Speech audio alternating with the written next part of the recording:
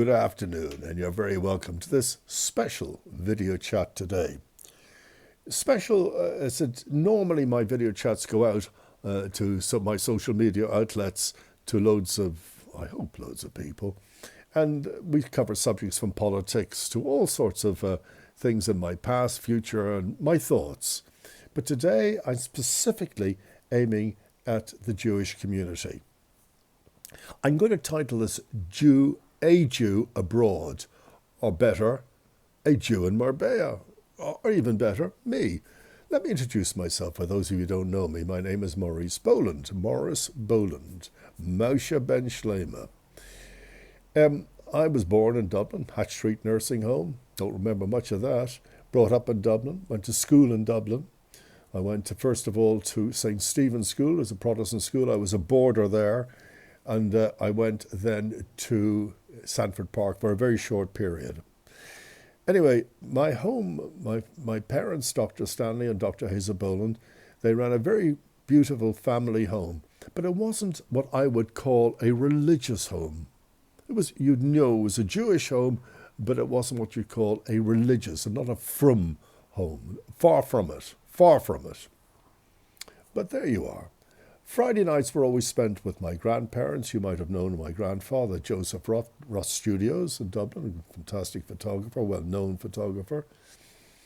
And that was sort of my Jewish upbringing. I was bar mitzvahed.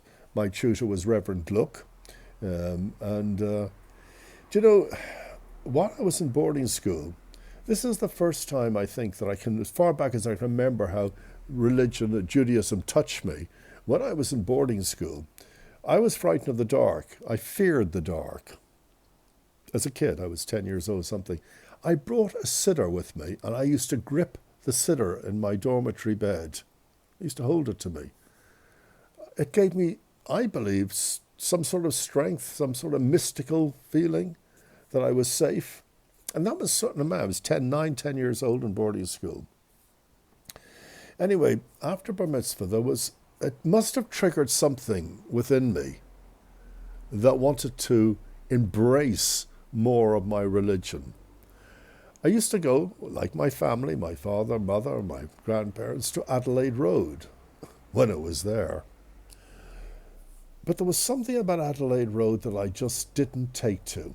It seemed to me, I don't know what it was, there was a lot of tzutzing and be quiet and, there was a lot of strictness about it. It's hard for me. I'm not going to criticize it. I'm just saying it wasn't working for me. So I took myself off to the Liberal Shul. And what I enjoyed about the Liberal Shul is I wasn't very good at Hebrew, not at all. I didn't really understand Hebrew. I don't think many young people did understand it. Yes, they understood what Shema, Yisrael, etc., etc., but generally didn't understand it. But what I liked about the Liberal Shul is there was a lot of English involved, which I could understand. No, I thought it was odd that there was an organ playing, etc. like that, but I did enjoy it. I married Wendy, but Wendy did study under Rabbi David Goldberg. You might have remembered him in Dublin, and he went to St. John's Wood. She used to fly over to England a lot for her studies. And after 2 years, she was my guide, liberal. And there was a great, I don't know. Do you know, I can sum up Adelaide Road very quickly. Very quickly. My father died when I was in Spain, so I'm sort of moving forward, but I'll come back. And of course, I was in Dublin, thankfully, with him as he died. I was there for a week in St. Vincent's Hospital, back and forth until the day he passed. So I went to the Salem, of course, and I brought to the shul, to Adelaide Road. And they wouldn't allow me up for an aliyah because I'd married out, although she was my guide, but not in their eyes, the way they want to see it. And then I heard things, now I don't know if this is true, that in Dolphin's Barn, if you'd married out and your wife had died and you died, she's going to be buried one side of a wall, the other side. There was enough hatred in this world to have this sort of divisions being made by our own people. And of course, they'll argue we're not trying to encourage you marrying out. I don't disagree with that, but I disagree with this. There was a feeling, and I can't touch it. Anyway, people might remember me for opening the first clubs in Dublin, nightclubs, and a lot of Jewish people used to come to my clubs, and we used to have quite a success. And then Saks Hotel, Barbarella's, like that. So a lot of Jewish people. But in the end, when I was in my, let's say, early 20s, we had our three children. I needed to move on. I can't describe this to you. But Wendy was in Marbella, I think, before me. I can't remember how, but we decided I wanted, I read a book by Bob Geldof once, and it was titled something like this: "Is this it?" And I was living that. Is this it? I would say, when I wake up in the morning, is that it? This is my life? I want to expand to what I was doing. And I thought the only way to do it was move abroad. I wanted to move to America. My brother was living there already, my brother Gary. I wanted to move. But Wendy didn't like the idea of educating the children in America. That's just Wendy's way. And the long and short of the whole story is we went to live in Marbella, okay? Whilst I was in Marbella is when I flew back when my father was dying. I knew he was very ill for quite a long time. And when he died, of course, we had Shiva for the week in Dublin, and I flew back here. That Shiva, I wore, of course, tefillin every morning. And I don't know, that's another trigger within me. I wanted to continue. So when I came back here, I continued to put on my tefillin and continue to have morning prayers at home. But I wanted to find out what there was a shul here, somewhere I could go. And someone said to go to to a shoe shop on the main street of Marbella, Riccardo Saviano, the main street. There's a shoe shop there called Linden Shoes, and there's a family called the O'Hyan. That sounds like an Irish name. Oh, gee, the O'Hyans. The O'Hyan family run the shoe shop, and they will tell you more about the shul and about service and prayers. So I went there and I met them. And they told me there was a shul, and we went and told me where it was. I can't remember if the history's right here, but I believe it is. It's the first purpose-built shul in Marbella, in Spain, purpose-built, since the Inquisition in 1400. Yes, there are shuls, etc. This is the first purpose-built shul. So I attended service on Saturday morning, and honestly, I felt confused. Because as you know, most of Dublin, or if not all of it, is Ashkenaz. That's what I was brought up, with the Ashkenaz tunes. But this was very Sephardic. Oh my goodness. I was thinking to myself, the Arabs? They were speaking in French, most of them, etc. Anyway, but I really enjoyed there was a great atmosphere about this small shul.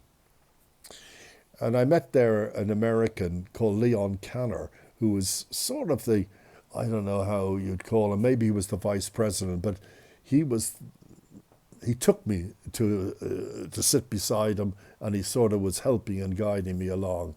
And I belonged to the community, and I loved going there on Shabbos and whatever they had functions, etc., and I would attend them. And I felt I belonged. There was a great feeling for a Jew in Marbella. I suppose it's all along the Costa. I don't know how to describe it. But anyway, I became then the vice president. I was voted in a couple of years later, 4 or 5 years later, as the vice president of the Jewish community in Marbella.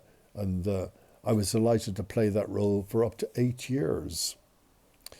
And that's how it went along. It was a wonderful experience, and I enjoyed living here as a Jew. Many years later, as I mentioned earlier, I put tefillin on every morning.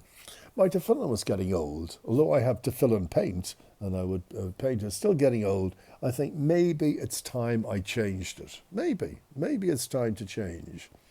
So I went to one of the O'Hyan family who run the shul in Marbella, who built the shul in Marbella. And one of them goes backwards and forwards to Israel nearly every couple of months. So I said to him, listen, when next time you're in Israel, would you mind buying me a tefillin? We arranged the price and everything. He then rang me from Israel. He was in a shop in Tel Aviv, he knew, and he put a FaceTime. He showed me the tefillin. He said, "Is this okay?" And I said, "Wow, it looks amazing to me." We agreed, he took it, and he brought it back here to Marbella. Now, I said to him, "Look, I need to get the knot. I got a big head." Okay. I've got a large head. Swell. Make your own jokes. I said, "I need to get it enlarged." And he said, "Please don't undo the knot yourself. Get the rabbi to do it." And he said, "Go to Rabbi Mendy." I said, "Who?" Don't forget, I've been living here at that stage 35 years. Rabbi Mendy? Never heard of him. Where is he? In Torremolinos, Fungarola, Malaga, Gibraltar? No, and he gave me a location of where his shul is. And you won't believe this. It's at the bottom of my road. Now, when I say the bottom of my road, it's the Ronda Road, so it's quite a distance down. But when you get down to the bottom before the main road, just opposite is the shul. There's no sign from the road that you could see it. So I made my way down there. I was fascinated. And when I got to the door of the shul, it was this Sunday morning, I hardly got through the door, and I was attacked almost physically with a tefillin wrapped around me. I thought he was going to choke me. If you know the Chabad, that's them. They want to get that tefillin on you. There was 2 classes going on. 2 cheder were going on. About 40 kids. Who are these kids? Where did they come from? I saw some of the parents, quite young, well, obviously kids. Who are they? Good-looking young people. I've been in Marbella all these years. I go to shul every Shabbos. I've never seen these people. So he brought me downstairs to the shul, the upstairs where the classes were going on. And he brought me down to the shul, and he undid the knot and did the whole thing, put my tefillin on. We said some prayers together. And he said, "Is it kosher?" I said, "What?" He said, "The tefillin." Of course it's kosher. It's from Israel. He said, "No problem." He said, "I'm going to Gibraltar tomorrow. If you don't mind, I'll take it with me and the rabbi can check it." Well, I said, "Absolutely." Anyway, long and short of this story is that it was a fake. And in it was paper, printed paper, and held together by sellotape. And that was it. I couldn't believe it. And when I ever told the story to them, "Oh yeah, that can happen," it makes me think about my mezuzah. What's in my mezuzah? A photograph of Elvis, maybe? Well, of course, they say you should check your mezuzah, but I'm not a frum. Look, I lay tefillin in the morning. I go to Shabbos prayers. I go to Holy Days prayers. I mean, think about it this year. This year was a marathon for us all. Because you think in Rosh Hashanah came Thursday, Friday, and then of course Shabbos, that's 3 days. It was like these holidays, including Sukkot and Simchas Torah and Shemini Eretz and Yom Kippur, it was as if 3 days a week for a month was going on in prayer. But I love belonging to the Chabad, and I love the service. I love the dancing, the singing, the uplifting of spirit. You cannot go into the shul, the Chabad shul. I don't know about your Chabad shuls, but you cannot go into a Chabad shul and not feel the spirit of the Chabad. They lift you up. I remember asking them, because they love to dance, as you know. I remember asking Rabbi Mendy, why do you dance so much? And he said, "It's so important to show joy and happiness. So important."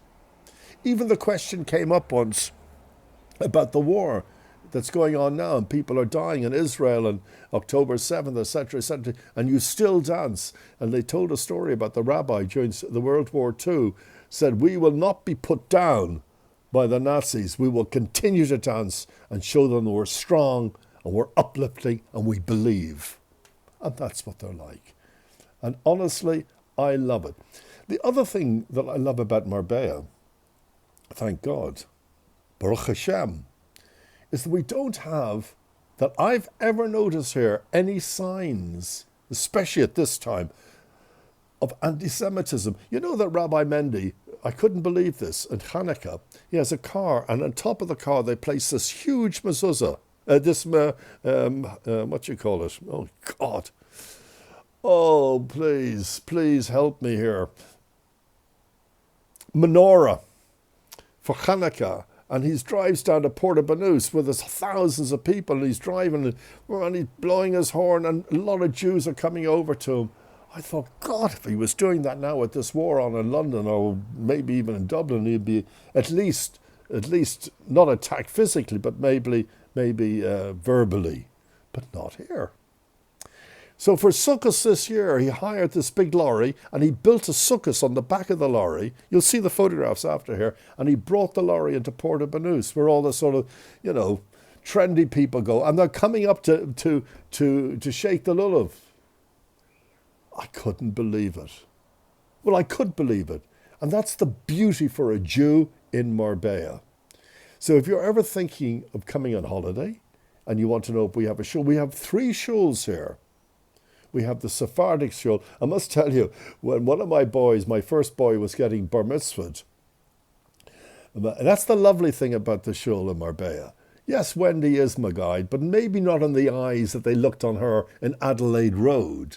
But here, they all loved Wendy. And no problem with the bar mitzvah at all. But my mother came over for the bar mitzvah. And you know the way women sit upstairs, and they always go, and you can't hear what they're saying. Of course, they always speak to you, and you're meant to be a lip reader. Anyway, my mother wanted me to go out, and I went out, and she said, "Are you sure this is a shul?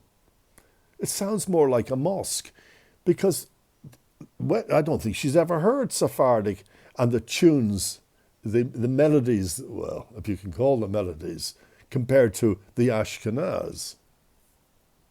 And that was the shul.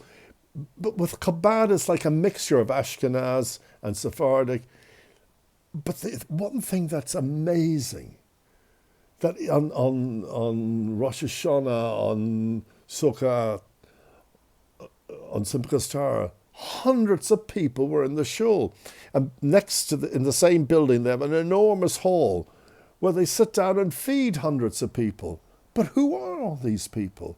And they're so learned. And the kids with their tzitzis on, beautifully dressed, most of them from Paris, well, originated the families from Morocco and that area. They can walk around without sitters davening. It's extraordinary. And I believe in the Chabad. I hope I get the name right. I met Rabbi Lent when I was in Dublin. And what a wonderful man he is as well. I believe they are the saviors for our communities, and bringing them back into the fold, if you want, of Judaism. That's my belief. I'm not from. I go out and eat. I don't know what you call treif, but I don't eat pork. I don't eat prawns, etc., etc. I eat out. I'm not from in any way, but I believe.